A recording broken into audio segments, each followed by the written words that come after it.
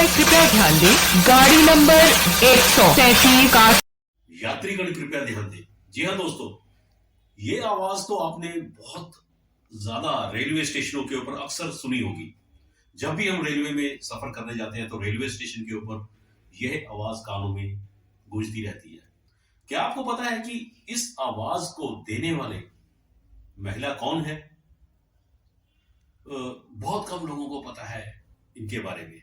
आज हम आपको इस वीडियो में इनके बारे में ही बताएंगे। मेरे यंग जवान सीनियर सिटीजन्स को भी इसके बारे में शायद नहीं पता होगा। तो आइए शुरू करते हैं। इनका नाम है सरला चौधरी।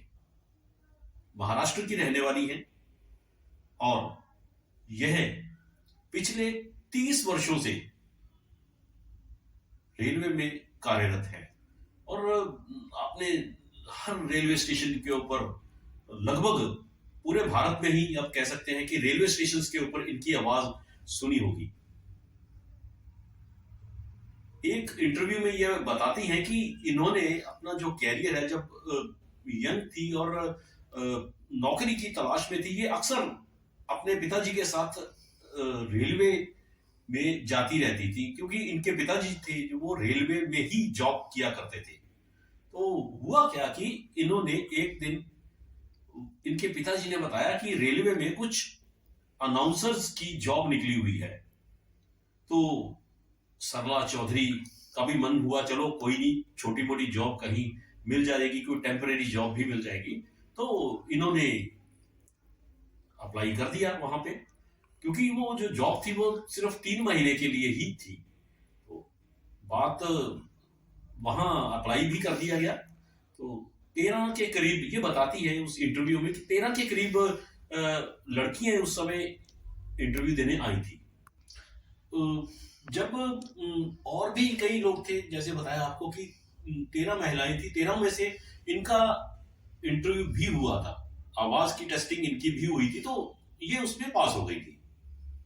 तो ये बताती है कि बड़ा मुश्किल काम था उस समय, क्योंकि डिजिटल कुछ नहीं था, सारा ही मैनुअली ही अनाउंसमेंट करनी पड़ती थी रेलवे स्टेशन के ऊपर। तो उस जमाने में कोई महिला अनाउंसर होती नहीं थी रेलवे की, अगर बात करें खास करके। तो रेलवे स्टेशन के ऊपर इन्होंने अपना अनाउंसमेंट करना शुरू कर दिया। तो लाइफ बड़ी टफ थी। कई बार तो एक रेलवे स्टेशन से दूसरे रेलवे स्टेशन पर भी जाकर दिन में, फिर दूसरे से तीसरे रेलवे स्टेशन के ऊपर जाकर भी अनाउंसमेंट्स करनी पड़ती थी। धीरे धीरे इनकी जो थी आवाज लोगों को पसंद आने लगी और लोग अपने बच्चों को खास करके इनको दिखाने के लिए लाते थे खिड़की में, वो देखो दीदी बैठी हुई है जो अनाउंसमेंट कर रही है।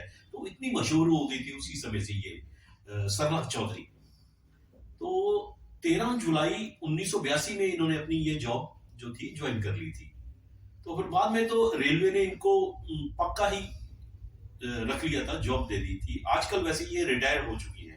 तो ये बताती है कि 1991 में 1991 में सारा ही कंप्यूटराइजेशन होना शुरू हो गया था। तो इनकी आवाज कंप्यूटर में भी फिर इन्होंने फीड करनी शुरू कर दी रेलवे ने इनकी। तो बाद में रेलवे ने स्टैंड बाय इनकी आवाज रिकॉर्ड कर ली थी। तो उस समय जैसे आपको बताया कि पहले तो बड़ा मुश्किल हो जाता था, फिर जब रेलवे ने इनकी आवाज कंप्यूटराइज करके अलग अलग स्टेशन के ऊपर चलानी शुरू कर दी। ये बताती है कि कई बार ये खुद फिर उस आवाज को, जब कई रेलवे प्लेटफॉर्म के ऊपर टहलना शुरू कर देती जाती थी, तो अपनी आवाज सुनकर ये इनको भी बड़ी खुशी होती थी, अरे देखो ये मेरी आवाज है। तो कहने का मतलब है कि एक ऐसा कलाकार, ये भी एक कलाकारी है।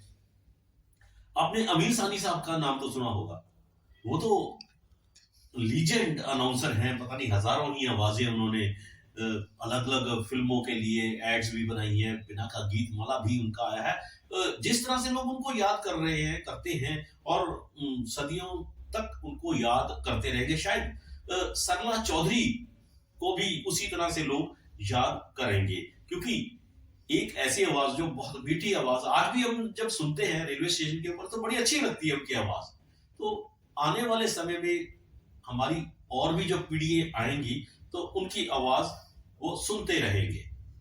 हाँ जी दोस्तों, ये वीडियो आपको कैसा लगा? आप हमारा चैनल सब्सक्राइब कीजिए, जरूर लाइक भी कीजिए और इस वीडियो को अधिक से अधिक शेयर भी कीजिए। नमस्कार।